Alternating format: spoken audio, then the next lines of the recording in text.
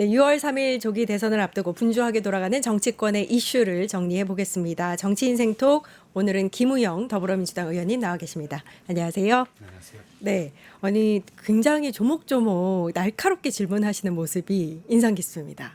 아, 심카드. 네, 심카드 관련해서. 네, 저거는 진짜 2천만 이상의 사용자들이 피해를 본 사안이잖아요. 네, 근데 그 재벌 SK가 신속하고 선제적으로 우리 소비자들의 피해 구제를 위해서 나선 게 아니고 상당히 미온적인 조치나 변명으로 일관했죠. 네. 그래서 화가 좀 났었습니다. 네. 네, 근데 또 유세하실 때는 굉장히 또 절절하게 감정을 다 담아서 하시는 모습이 또 인상 깊었고, 네, 그랬습니다. 좀 전에도 저기 대조시장 앞에서 유세하고 아, 하고 오셨어요. 네, 네.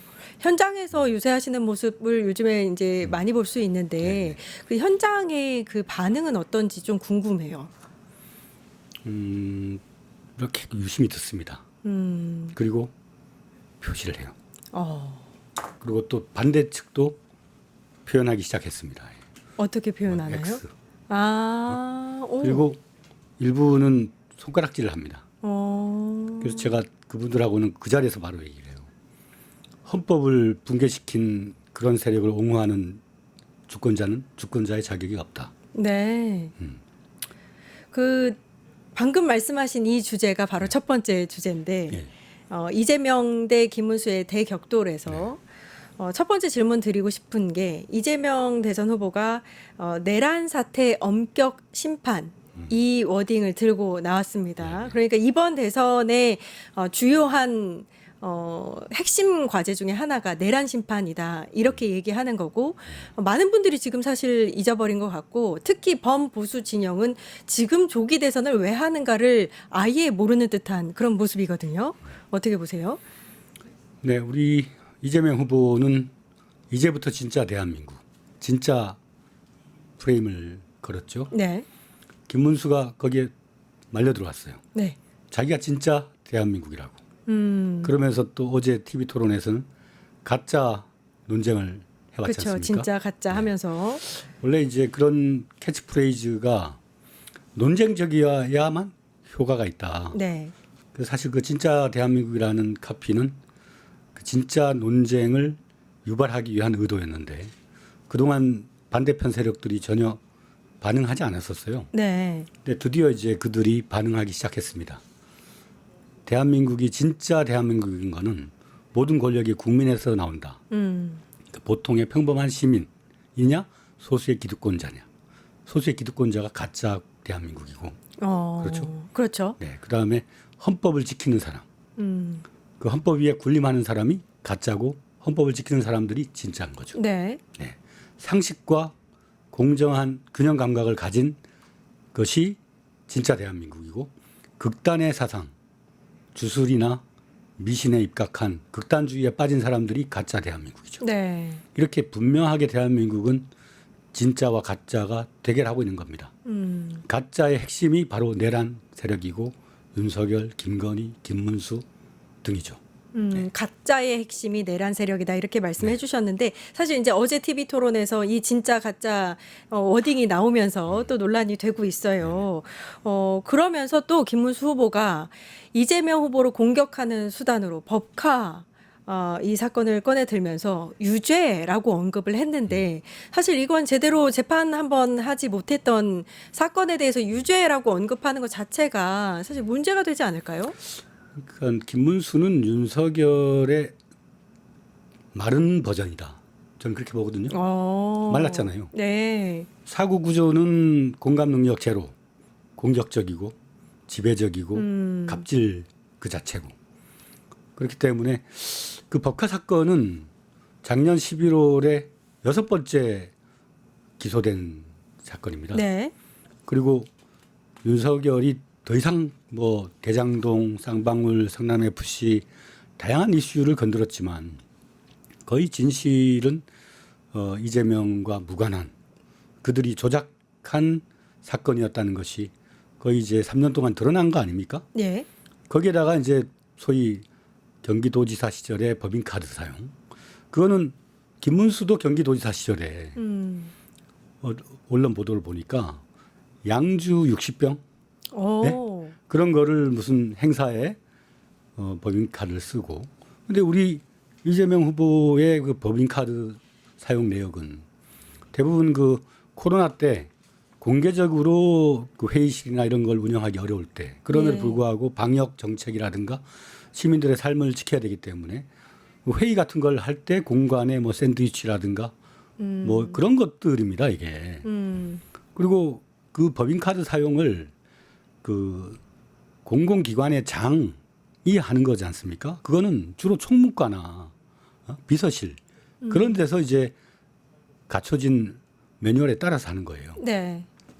그런데 지금 뭐 검찰이나 이런 데서 쓴 특수활동비 완전히 종이 백지 하나 없고 한동훈이는 그 영수증 내라 그랬더니 휘발됐다고 네. 예? 그쵸. 내역도 안 나오는 그 몇십억짜리 예. 그런 것들 쓰고 있던 사람들이 김혜경 여사 7만 6천 원 그런 걸로 기소 내지는 뭐 재판 걸고 법에도 눈물이 있다. 홍준표 전 시장이 한 얘기예요. 그래서 윤석열이나 김문수는 눈물이 없는 사람들이다. 그래서 대한민국을 극단의 왕국으로 만든 자들이기 때문에 오히려 그들이 제기한 문제로 인해서 재판받을 날이 올 것이다.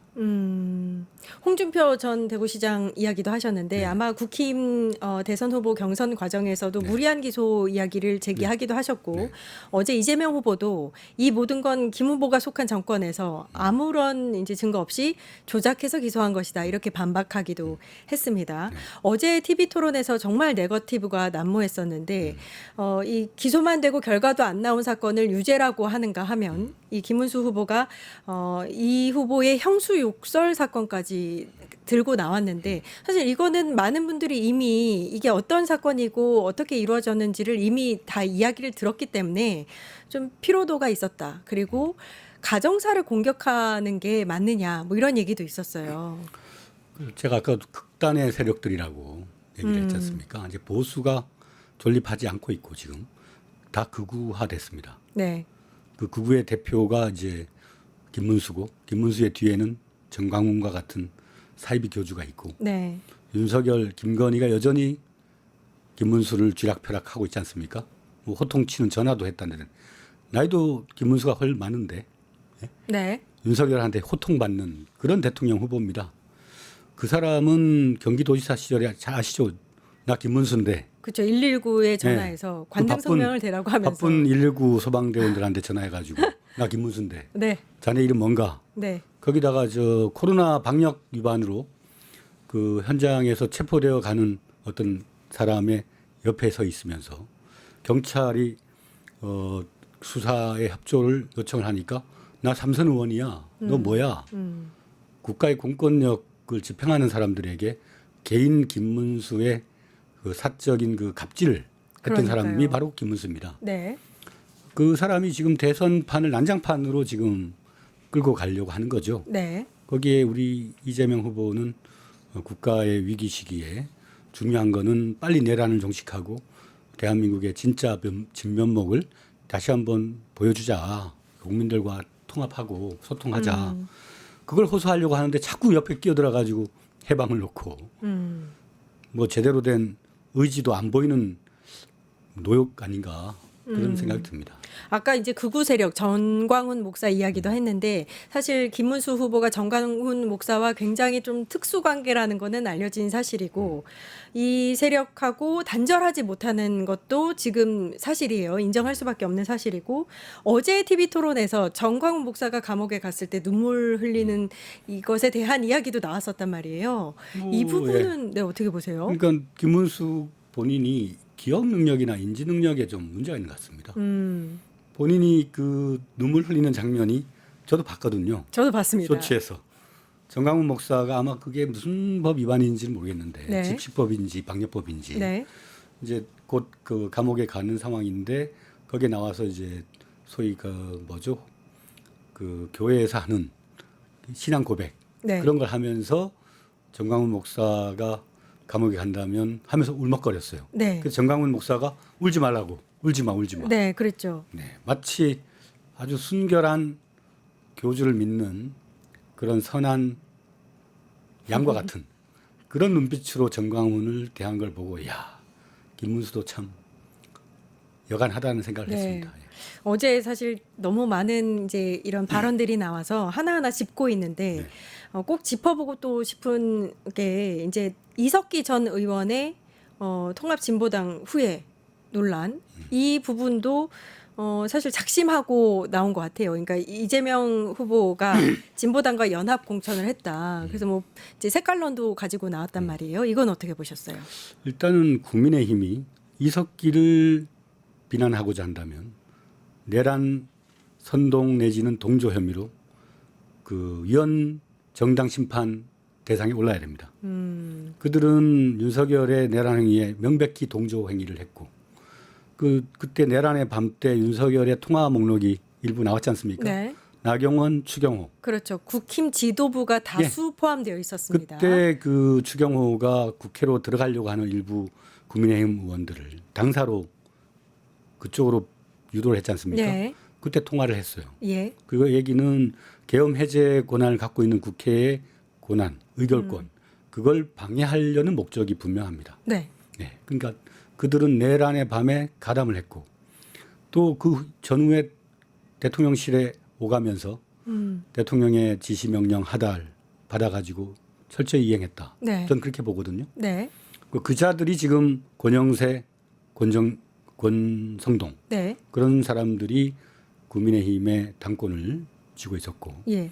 김문수는 그날 국무회의 때 초대받지 못했지만 국무위원들이 국회에 출석해가지고 국회의원의 사과 요구에 모두가 일어나서 사과를 하는데 김문수만 앉아 있었어요. 그래서 대선 후보로 급부상할 수 있었죠. 네. 네. 그러니까 그 사람 사고 방식 자체가 내란적인 인간입니다. 김문수가. 네. 그렇기 때문에 그런 내란 행위를 바로 직전까지 옹호하고 선동하고 했던 자가 이석기의 내란 음모, 네. 예비 음모 행위를 말하는 것 자체가 언어 도단인 거죠. 네. 네. 자기 자신부터 돌아봐라. 이런 그렇죠. 지적이신 걸로 들리는데 네. 일단은 이제 국힘 자체가 내란 세력이고 내란을 옹호했고 김문수 후보 자체도 지금 내란 그 세력들을 옹호하고 있다. 그렇죠. 네. 이렇게 말씀을 해 주셨고 일단 이 두 후보의 어제 이제 그 대선 토론에서 또 나왔던 이야기 중에 김문수 후보가 이재명 후보를 공격하는 포인트 중에 제가 좀 이거는 뭐 다른 주제도 그랬지만 더 이해할 수 없는 부분이 이제 지난해 1월에 이제 부산에서 피습을 네. 당했을 때 헬기를 왜 탔느냐 그리고 왜 서울대 병원으로 갔느냐 이 부분에 대해서 굉장히 집요하게 끌고 가는 모습을 볼 수 있었는데 그러니까 인간성이 파괴되면 저렇게 되는구나. 네. 그 김문수가 과거에 노동운동할 때 아마 이재명 변호사가 변론했던 기억이 있을 겁니다. 그때 두 분이 만날 때 그 얘기를 했던 것 같아요. 예. 그 과거에 노동운동을 했던 뭐 또 민주화운동 뭐 보상비를 받아야 됨에도 불구하고 자기가 안 받았다. 의인인 것처럼 자신을 포장해놓고 이재명이라는 사람은 사인이 아니지 않습니까? 네.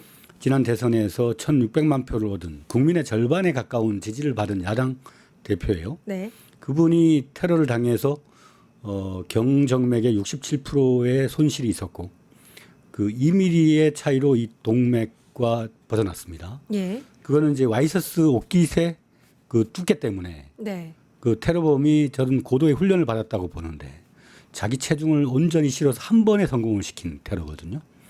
그리고 이재명 당시 대표는 그 쳐다본 하늘이 마지막 하늘이라고 생각을 할 정도로 그렇게 생각한 위급한 상황이면 헬기가 아니라 그 어떤 다른 수단도 동원해서 그를 살려야 되는 것이 인간의 역할이 아닌가요?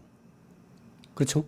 그러니까 저는 사실 어제 이런 네. 질문을 받고 거기에 대해서 또 해명을 하고 이 과정이 너무 가슴 아팠습니다.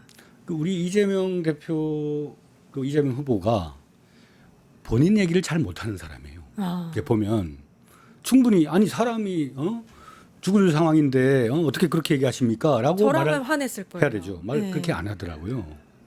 너무 자신에 대한 그러니까 어떻게 보면은 공적인 존재라고 하는 것에 대한 너무 강한 의무감으로 사로잡혀 있어요. 그게 어떤 때 보면 좀 안타까워요. 근데 이 경기도지사 김문수 자기가 할 때는 무려 40몇 번 헬기 이용했어요. 도지사가 자기가 목에 뭐 피나는 것도 아닌데 네. 헬기를 40몇 번 이용했습니다. 헬기가 단순 한 번 이동 뜰 때는 목적으로. 수백만 원의 기름이 들어가요. 예. 네.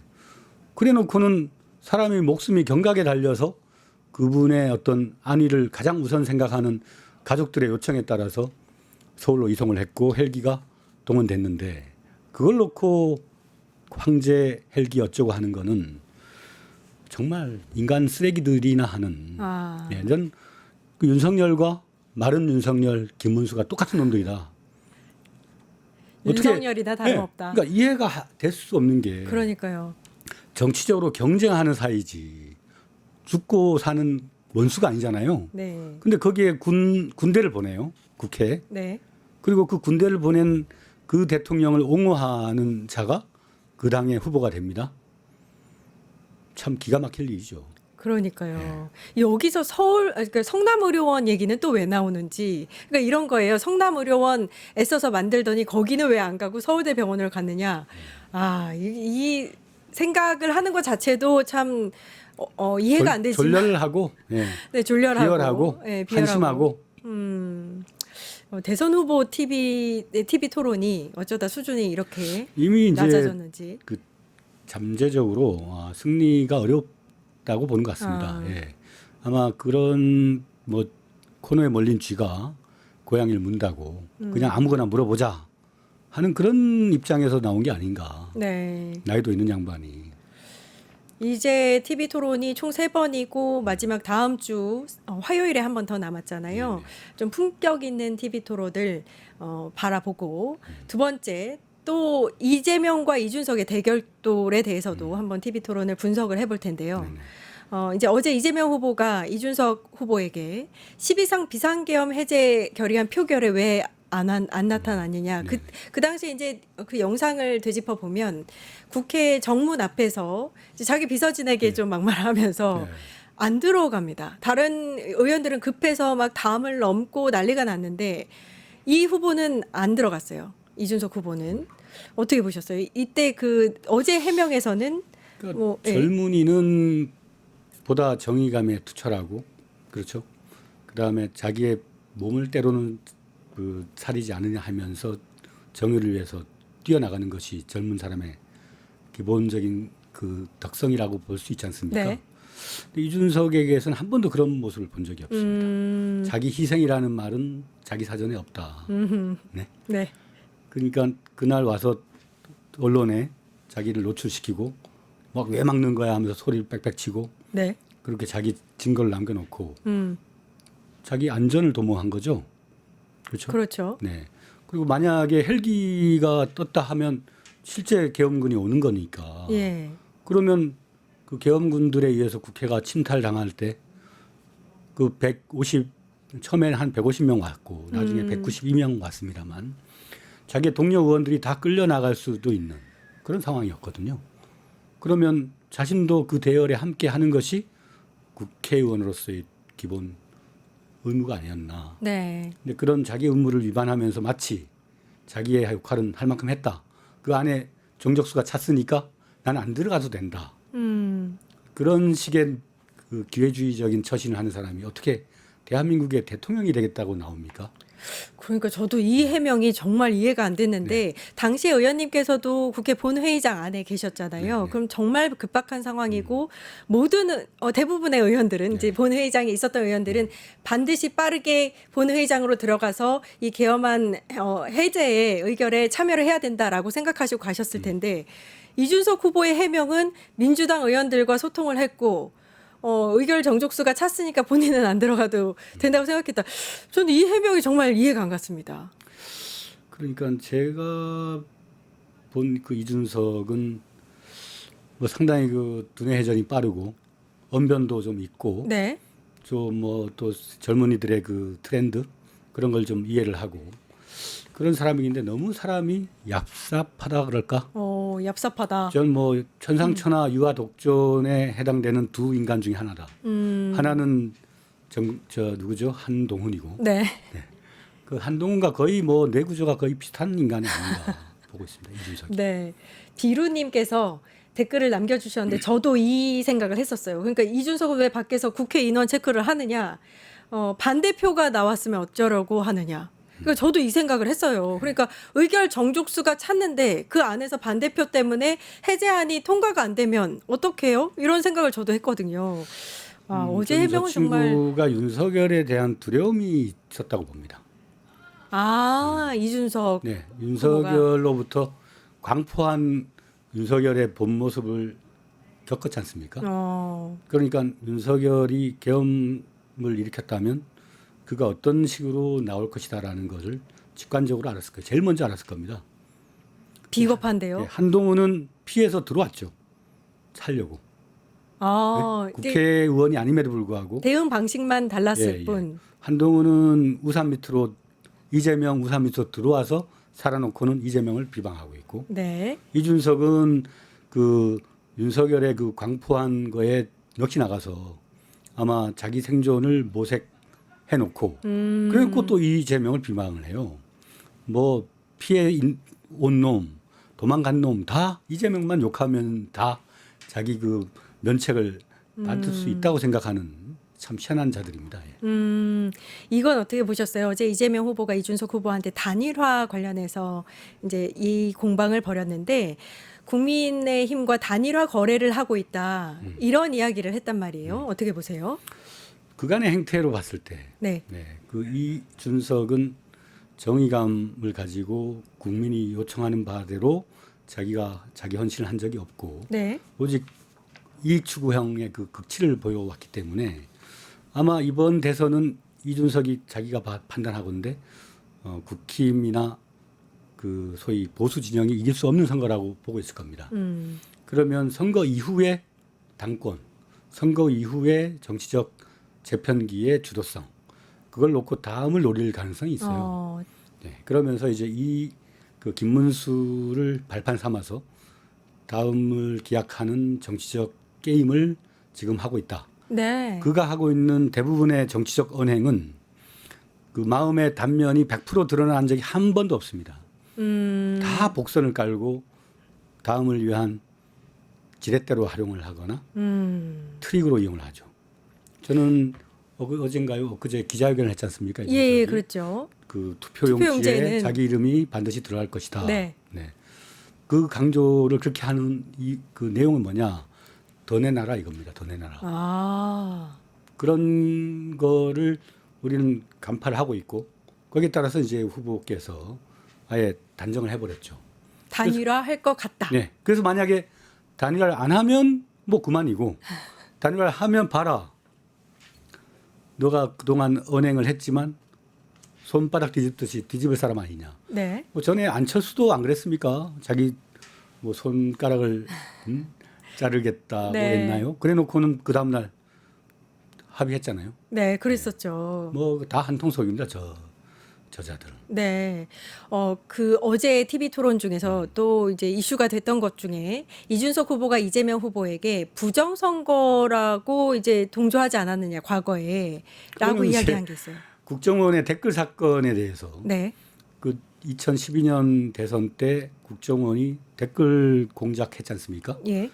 그 심리전단 운영하면서 그 사건에 대해서 유권자의 그 의사결정권 판단에 악영향을 미치는 여론 조작을 단행한 국가 권력의 악행을 비판한 겁니다. 그렇죠. 그러니까 지금 국힘이 주장하는 또는 윤석열이 주장하는 부정선거하고는 좀 차원이 다른 문제입니다. 국가 권력이나 국정원에 의한 선거 개입 사건이라고 봐야 되겠고 지금 이제 그 김문수나 윤석열이 얘기하는 선거 부정은 선거관리위원회 선거관리 시스템에 그 소위 말해서 해킹이 들어와서 그 점수를 조작했다. 소위 말해서 득표 숫자를 조작했다라는 그쵸. 논리 아닙니까? 네. 그것과는 완전히 다른 영역이죠. 네. 그러니까 이준석은 사건의 어떤 그 실체나 맥락, 원인은 안 보고 딱 그 키워드 음. 국정원에 의한 선거 부정 행위다라는 그 선거 부정을 떼와서 선관위 시스템의 해킹 공작에 의한 선거 부정이라는 걸로 연결시켜 버리는 네. 거죠. 그러니까 기술자라고 해야 되는 건지 무슨 조작 능한 자인지 그렇게 표현하고 싶네요. 예. 정치적 기능론에 익숙한 조작 범죄자들. 네. 네.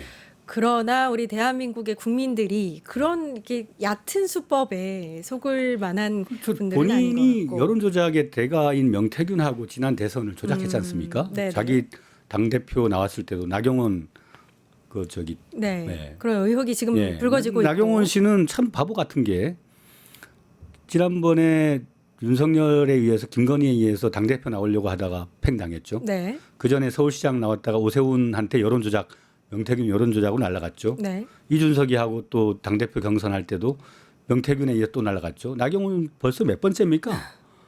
참 그 바보 같은 사람 같은데. 아무튼 지금 벌어지고 있는 그 국힘 안에서의 그 사태는 그 비이성적 충동 행위, 제정신이 아닌 사람들의 그 집단 광난극이다. 거의 제정신이 아닌 사람들의 집단 광난극이다. 그렇죠 거의 지금.